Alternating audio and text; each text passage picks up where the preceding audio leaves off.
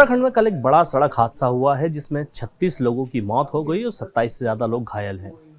इस हादसे के बाद उत्तराखंड में काफी चहलकदमी देखने को मिल रही है।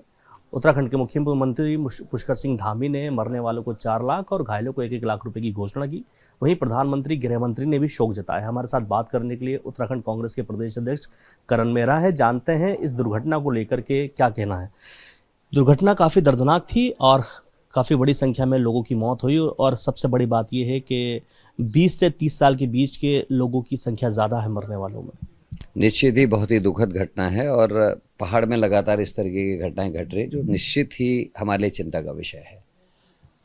अफसोस इस बात का है कि सरकार ने 2 अधिकारियों का सस्पेंशन करके एक अपनी को बचाने की कोशिश की, जो निंदनीय मैं मानता हूँ।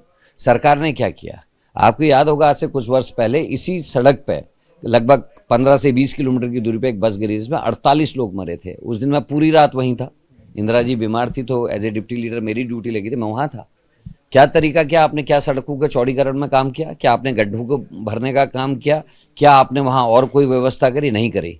और गाड़ी गिरने के 2 घंटे के बाद एम्बुलेंस आ रही हैं, क्या आपने पर्वतीय क्षेत्रों का हाल कर दिया है। ऊपर से आप हेली सर्विसेज की बड़ी बड़ी तारीफ करेंगे, साहब हमने एयर एम्बुलेंस भेज दी, कहाँ भेजी, रामनगर। क्यों आपने ऐसा नहीं किया। इमरजेंसी पर्वतीय क्षेत्र है, आपके तहसीलदार, आपके एसडीएम, आपके जो स्थानीय जो प्रशासन के लोग हैं उनको इतना ट्रेनिंग क्यों नहीं देते कि कोऑर्डिनेट्स भेज सकें। क्यों वो नदी के तट पे जहां सड़क से नीचे गिर के बस पहुंच गई थी नदी के तट पे, वहां अगर आपने चॉपर्स की सुविधा दी होती तो शायद कुछ लोगों की जान बचती। ओवर ब्लीडिंग से लोगों की डेथ हुई होगी। 3 घंटे, 1 घंटा, आधा घंटा गाड़ी से निकालना, उसके बाद 1.5 से 2 घंटा रामनगर पहुंचना, तो आप समझ सकते हैं करीब 3 घंटे का टाइम लगना। उसमें अगर आपने एयरलिफ्ट पहले कर दिया तो हो जाता। होता कहां से लेकिन एयरलिफ्ट, क्योंकि भाई जब प्रशासन के लोग फोन नहीं उठाएंगे, 2 घंटे बाद एम्बुलेंस पहुंचेगी घटनास्थल पे, तो कैसे ये संभव होगा। तो इन चीज़ों पे ध्यान देने की जरूरत है और सरकार को ये बताना चाहिए। जब 48 लोग मरे थे इसी एक्सीडेंट की जगह से 15-20 किलोमीटर की दूरी पे, उसके बाद से सड़क के चौड़ीकरण या सुरक्षा के लिए जो बगल में आजकल बैरिकेड से वो लगते हैं, वो लगाए क्यों नहीं गए। इस सब पे भी तो जांच होनी चाहिए, सड़कों की हालत पे भी जांच होनी चाहिए। और आपने गाड़ियों की संख्या क्यों नहीं बढ़ाई सर। मेरा सबसे पहला प्रश्न यह है कि जिस रोड में 5-5 घंटे, 4-4 घंटे तक दूसरी गाड़ी नहीं आती, तो वहां तो लोग जबरदस्ती चढ़ेंगे गाड़ी में, बस में, क्योंकि उसको पता है भी 5-6 घंटे तक कोई गाड़ी नहीं मिलेगी, हो सकता है आगे मिले ही ना गाड़ी। आप अमीरों को अमीर कर सकते हैं, आप चॉपर सर्विसेज वालों को सब्सिडी दे सकते हैं कि साहब 2 भी आदमी आएंगे तेरे को तो लाना ही लाना, बाकी के पैसे सरकार भर देगी।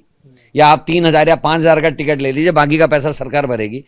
बसों को क्यों नहीं कर सकते आप, जो जिसमें गरीब जाता है, जिसमें गरीब हमारे गांव के लोग सफर करते हैं, उनके लिए सब्सिडी क्यों नहीं लगा। बस मालिकों को दीजिए ना सब्सिडी, एक्स्ट्रा बसेस चलवाइए जैसे आप चॉपर चलवा रहे हैं। क्यों बैठेंगे जबरदस्ती लोग, भीड़ में आराम से जाएंगे।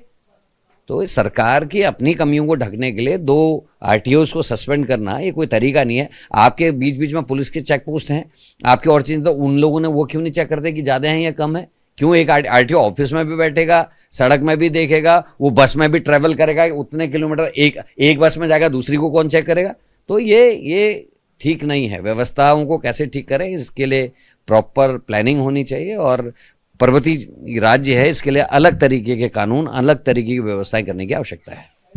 चलिए, हमारे साथ बात करने के लिए उत्तराखंड कांग्रेस के प्रदेश अध्यक्ष थे, जिन्होंने राज्य सरकार से सवाल पूछा है कि जिन सड़कों पर बसें कम हैं वहां पर यात्री ज़्यादा से ज़्यादा ऐसी बसों में सफ़र करने को मजबूर होते हैं जो डग्गा मारी हैं, ख़राब हैं और ऐसे में बड़े हादसे हो जाते हैं।